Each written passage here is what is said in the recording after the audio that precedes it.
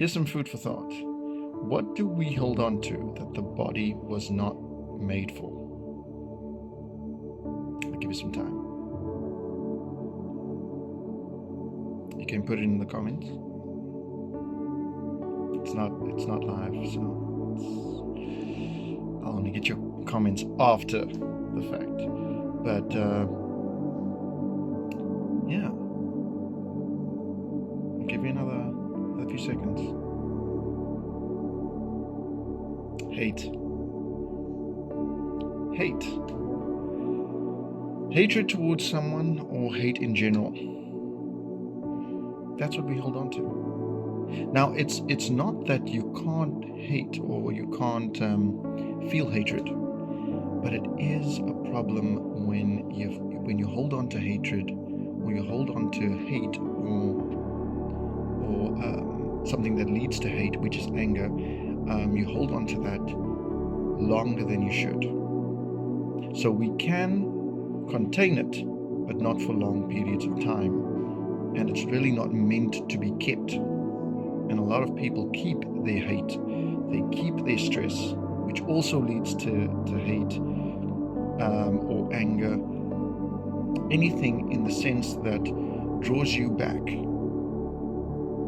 If you've noticed that whenever you feel that way, there's a weight on you.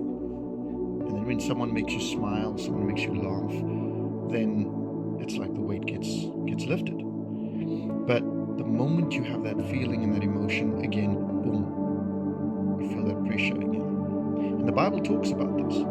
That's why the Bible talks so indiscriminatively. It's a tongue twister. About forgiveness. That we must be perpetually forgiving. Now, when you are forgiving, it doesn't. There's no, I would say, perfect ways to.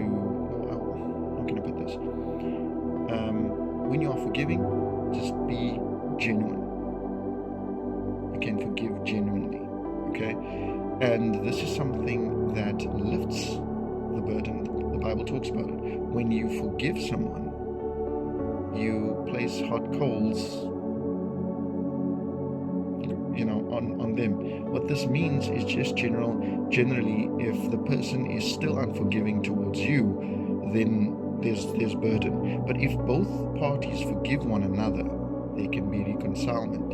You don't have to be all buddy or even be all lovey-dovey, but you can respect one another in the sense of, I forgive you for what you've done to me, and you forgive me for what I've done to you. And that kind of thing is so important, because relationships are not perfect, friendships are not perfect, partnerships, business partnerships are not perfect. Sometimes even someone that family is not perfect. So that's why we must always have a forgiving sort of gesture before anything else, because hatred and anger and stress, all of these things cause problems to you. It doesn't cause problems to the person. You see, because you're holding on to, you can either hold on to one of two things.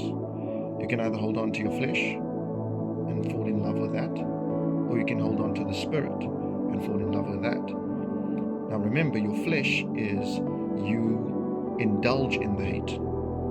You wish the person wrong. You hope that the person is destroyed, or the person is, destroyed is a bit strong, but the point is you wish bad upon the person, you gossip about the person, you talk ill about the person, and your hope is that the person or the individual, gets the worst of it. And this kind of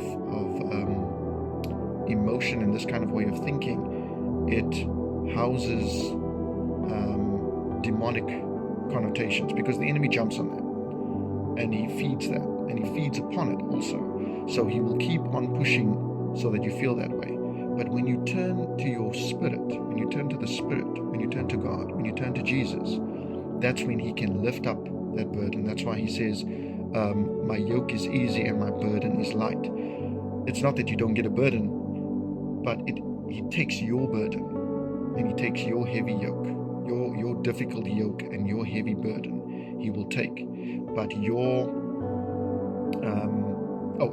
his easy yoke and his easy burden and his light burden, he will give to you. And for this reason, that burden is to serve him.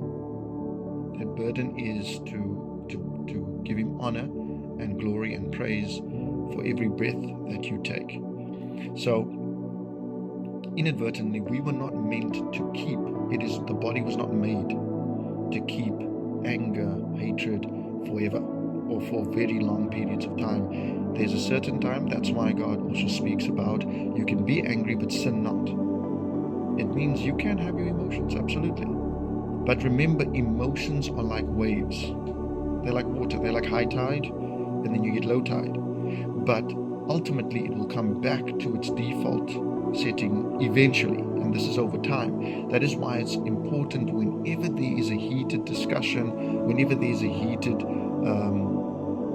development with regards to family, with regards to friends, with regards to even loved ones, or even children. You take a breather. You've got to let your partner, if they wish to leave or wish to just go into the room, or you gotta let your partner go, because if you love them, you will let them go, and if you don't, then then you're keeping them there for the benefit, just for your benefit, and that's not right. That's not love. Okay, so each individual, we all need that breather. No, it's not a factor of who's in the wrong at that moment. It's just a factor of let's get consensus. Let's get a balance. Let's let the emotions die down and just get that balance. And so that when you come back, your mind is different. And the words that you speak are now more mindful. And that's why hatred, or that's why joy is so easy. But and you can hold on to joy for long periods of time. No, don't you. That was a bee. That was a bee. No, not today. Not today, enemy. Okay. So yeah. Anyway, that was crazy. Okay, so the point is, just don't hold on to hate. Don't hold on to anger. Even if you don't wish for that person to be in your life anymore, rather rather forgive them and then let them go. And if they wish to go, let them go. Okay, if God means to bring you guys back together, or then He'll do that. But if you love someone, you would be willing to let them go. And that's the most important, because ultimately, let's be honest here. We are all gifts unto one another. We're not going to live forever. So we're gifts. God can choose whoever He wishes to take right now. So that's why we must appreciate one another, and the person that is in your life, appreciate them. Because 1, 2, 3, they can be gone. And that kind of thing is always something that is important to hold to your heart. That's why we ought to deny our flesh, deny even family, friends, even loved ones, and turn to Jesus. Because ultimately, if God gave the gift, then He can restore the gift. So it's not a factor of that's why the Bible says so interestingly that he who cannot deny his flesh and his family and his wife and his children, if you can't deny that, then you are not worthy of Jesus. And what that says is then you don't understand that He's the one that gave it. So don't hold on to hate. Don't hold on to anger. Not for long periods of time. There's got to be a cut-off date, okay? So that, because joy cometh in the morning. Weeping may endure for a night, but joy comes in the morning. Remember that. And God bless.